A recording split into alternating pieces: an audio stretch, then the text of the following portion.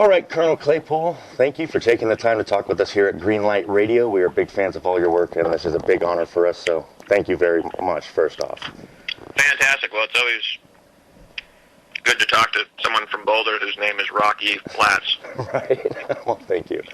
So I'm going to go ahead and just jump into the questions here and start with the basic ones. First off, what do you attribute as your major influences for your work? Not just musically, maybe, but just anything in life. Well, there's quite a few. I think Mel Blanc might be up there pretty high. Okay. There's a long list of the Abraham Lincoln. For bass in the early days, it was guys like Geddy Lee and Chris Squire and Stanley Clarke and Larry Graham. Nice. Composers, people like Peter Gabriel and Tom Waits. A lot of folks out there. Across the gambit, then, huh? Yes.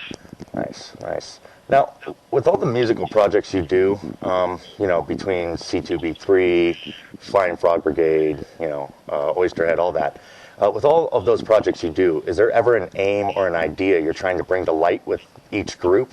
For example, is C2B3 a group that had a different aim than, say, maybe Flying Frog Brigade? Well, C2B3 is Colonel Claypool's Bucket of Bernie Brains, and it was, me and Buckethead and Bernie, Worrell, and Brain, and basically it was born at Bonnaroo, I forget what year.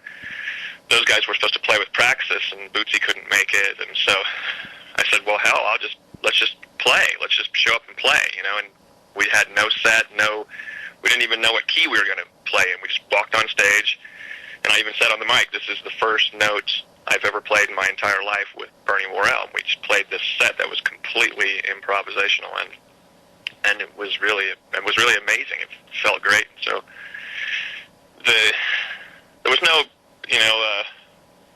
premeditation to any of this. It was just, hey, this is cool. Let's go make a record with it and then do a tour and just see what happens. There's a lot of pasta being thrown around the room. Right. How is it working with other great musicians, like Bernie and Buckethead and all of them?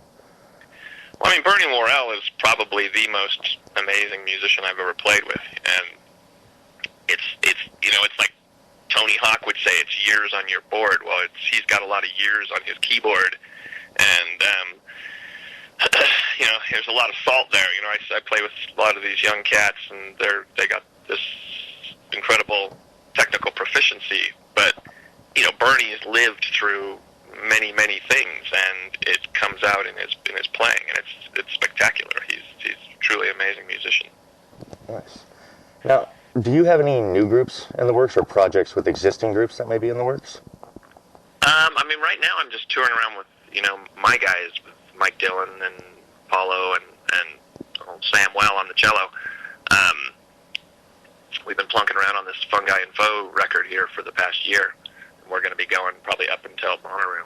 And this is and correct me if I'm wrong, but this is the follow-up to Of Whales and Woe, correct? It's sort of a play on Whales and Woe, but it's a different record. The music from Fungi and Foe, a lot of it's based on some soundtrack work I did for this sci-fi video game and for this horror movie about a wild boar that terrorizes the pot fields of Northern California. So, needless to say, it's some dark, ominous music that was the foundation for this thing. So it's kind of a little bit dark and creepy, kind of like old Peter Gabriel, or kind of Beefheart, Tom Waits-ish. It's got some cobwebs and dust and barnacles hanging off of it. Well, so what can we expect then at the show Saturday? What kind of stage act are we looking at here for this kind of act? Cobwebs, dust, and barnacles.